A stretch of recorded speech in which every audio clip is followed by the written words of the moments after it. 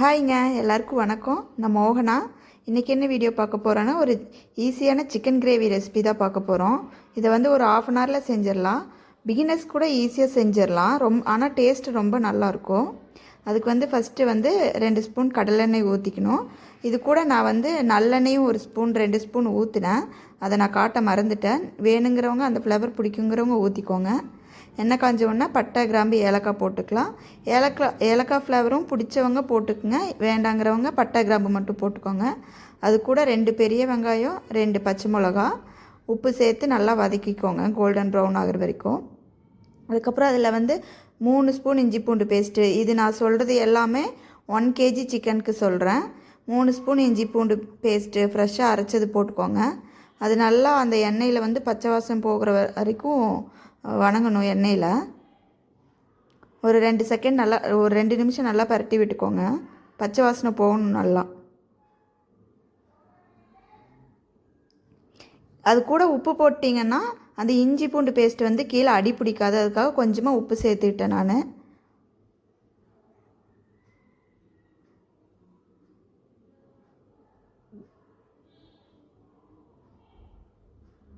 இஞ்சி பூண்டு பேஸ்ட்டு பச்சை வாசம் போகலன்னா சிக்கன் அந்த ஃப்ளேவரே கெட்டுரும். அதனால் சிம்மில் வச்சு அது நல்லா பச்சை வாசம் போகிற வரைக்கும் வணக்கிக்கோங்க. அது கூட வந்து தக்காளி மீடியம் சைஸில் 2 தக்காளி நான் யூஸ் பண்ணிவிட்டேன். 1 கிலோவுக்கு 2 தக்காளி போட்டேன். அதுக்குமே கொஞ்சம் உப்பு சேர்த்து வணக்கிட்டோம்னா தக்காளி நல்லா மசிஞ்சிரும். இது எல்லாமே வந்து நீங்கள் ஹை ஃப்ளேமில் வைக்கக்கூடாது. லோ ஃப்ளேம், மீடியம் ஃப்ளேமில் வைங்க. அப்போ தான் வந்து தக்காளியுமே நல்லா வதங்கும். இல்லைன்னா அடி பிடிச்சிரும்.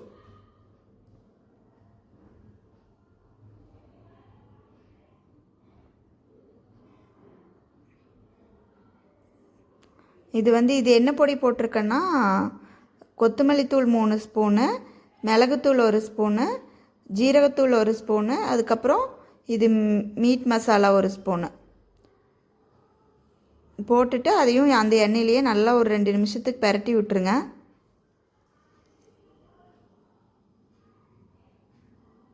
நீங்கள் மீட் மசாலாவுக்கு பதிலாக சிக்கன் மசாலா கூட போடலாம். என்கிட்ட மீட் மசாலா இருந்ததுன்ட்டு மீட் மசாலா தான் போட்டுட்டேன்.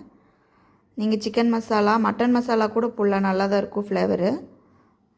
உங்கள்கிட்ட என்ன இருக்கோ அதை போட்டுக்கோங்க.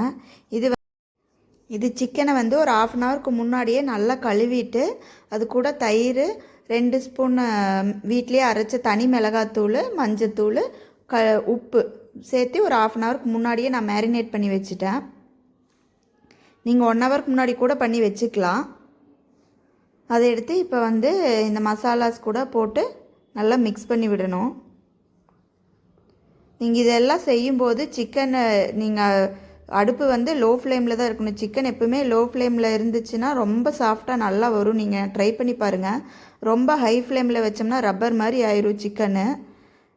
லோ ஃப்ளேமில் வச்சோம்னா கரெக்டாக 20 to 30 மினிட்ஸில் சிக்கனே செஞ்சு முடிச்சிடலாம். மீடியம் ஃப்ளேமில் வச்சுக்கோங்க. இந்த மசாலாவில் நல்லா வந்து அந்த சிக்கன் மிக்ஸ் ஆகணும். நான் சிக்கனில் ஆல்ரெடி உப்பு போட்டங்காட்டிக்கு இப்போ தனியாக எக்ஸ்ட்ரா எதுவும் உப்பு போடல. அவ்வளோதாங்க. தண்ணி எதுவுமே சேர்க்காமல் மீடியம் ஃப்ளேமில் வச்சு மூடி வச்சுருங்க. ஒரு 10 நிமிஷம் கழித்து பார்த்து சிக்கன்லேருந்தே தண்ணி இந்த அளவுக்கு வந்துருச்சு எனக்கு. நான் இது தண்ணியே ஊற்றலை. இது சிக்கன்லேருந்து வந்த தண்ணி தான் இது. அதுக்கப்புறம் உங்களுக்கு தேவையான அளவுக்கு நீங்கள் இதவே கூட கொஞ்சம் செமி கிரேவியாக சாப்பிட்ணுன்னா இதுலேயே கூட நீங்கள் ஆஃப் பண்ணிவிட்டு கொத்தமல்லி தலையும் கருவேப்பிலையும் போட்டு ஆஃப் பண்ணிவிட்டு சாப்பிட்டுக்கலாம். நான் சாப்பாட்டுக்குங்கிறங்காட்டிக்கு நான் வந்து ஒயிட் ரைஸ் தான் செஞ்சுருந்தேன். அதனால் இன்னும் கொஞ்சம் இன்னொரு டம்ளர் தண்ணி ஊற்றி கிரேவி வேணுங்கிற மாதிரி செஞ்சுட்டேன். இது வந்து முந்திரி வந்து இந்த டைமில் ஒரு 10 நிமிஷத்துக்கு முன்னாடி சுடுதண்ணி போட்டு ஊற வச்சிட்டிங்கன்னா அதை அரைச்சி லாஸ்ட்டில் அதை உள்ளே ஊற்றணும். இதுதான் மெயின் இன்க்ரீடியண்ட்டுன்னே நான் சொல்லுவேன். ரொம்ப நல்லா இருக்குது. டேஸ்ட்டு ரொம்ப நல்லா இருந்துச்சு. நீங்கள் ஒரு டைம் செஞ்சு பாருங்கள். அந்த முந்திரி அரைச்சி சேர்த்ததுக்கப்புறம் ஒரு 10 நிமிஷம் மட்டும் கிளறி விட்டுட்டே இருக்கணும். ஏன்னா முந்திரிங்கிறங்காட்டிக்கு கீழே நல்லா அடி பிடிச்சிரும்.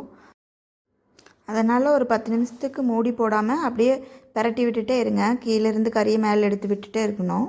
இல்லைன்னா அடி பிடிச்சிக்கும்.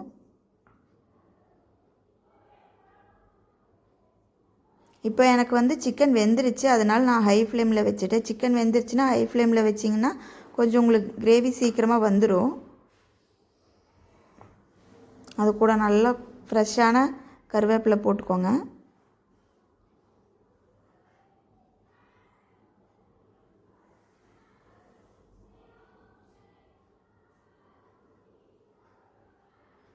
அதுக்கப்புறம் கொத்தமல்லி தழை போட்டு ஆஃப் பண்ணிடுங்க. இவ்வளோதான். இது ஒரு 1/2 ஹவரில் முடிஞ்சிடும். டேஸ்ட்டு பக்காவாக இருக்கும்.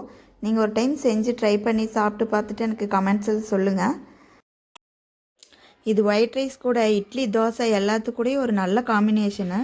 அந்த மேரினேட் பண்ணி வைக்கிற ஸ்டெப்பு மறந்துடாதீங்க. இந்த மாதிரி தொடர்ந்து வீடியோஸ் வந்துகிட்டே இருக்கும். சேனல் மறக்காமல் சப்ஸ்கிரைப் பண்ணி வச்சுக்கோங்க. பாய்.